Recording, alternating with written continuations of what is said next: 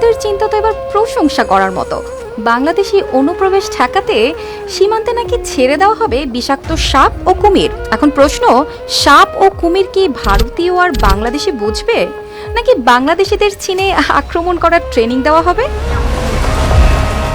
কাঁটাতারের বেড়া, drone, CCTV camera ও অত্যাধুনিক electronic সরঞ্জাম, নজরদারি, এমনকি সরাসরি গুলি, কিছুই নাকি পুরোপুরি ঠেকাতে পারছে না কথিত অনুপ্রবেশ।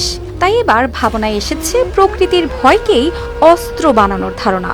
ভারতের সীমান্তরক্ষী বাহিনী বিএসএফ এর ভেতরের আলোচনায় বলা হয়েছে, সীমান্তের যেসব অংশ নদী ও জলাভূমি, যেখানে বেড়া দেওয়া যায় না আবার সারাক্ষণ পাহারা দেওয়া সম্ভব নয়, সেসব জায়গায় কুমির ও সাপ ছাড়া যায় কিনা তা খতিয়ে দেখা হচ্ছে।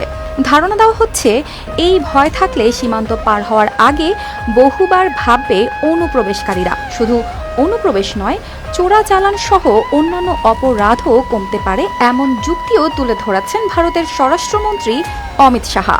তবে এখনও এটি চূড়ান্ত কোনো সিদ্ধান্ত নয়, পুরো বিষয়টি রয়েছে চিন্তা ভাবনার পর্যায়ে। কোথায় এটি বাস্তবায়ন সম্ভব, আদৌ কার্যকর হবে কিনা, এসবই যাচাই করা হচ্ছে মাঠ পর্যায়ে।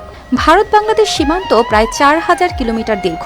এর মধ্যে উল্লেখযোগ্য অংশ জুড়ে রয়েছে নদী ও জলাভূমি। এসব এলাকাতেই নজরদারি সীমাবদ্ধতা বেশি, আর সেখান দিয়েই ঘটে অনুপ্রবেশ ও চোরাচালানের ঘটনা, এমনটাই দাবি সংশ্লিষ্টদের।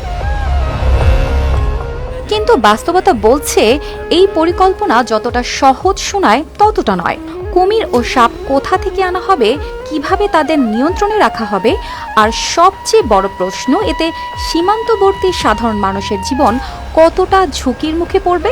বিশেষজ্ঞদের মতে, বন্যপ্রাণীকে এভাবে ব্যবহার করলে পরিবেশের ভারসাম্য নষ্ট হতে পারে।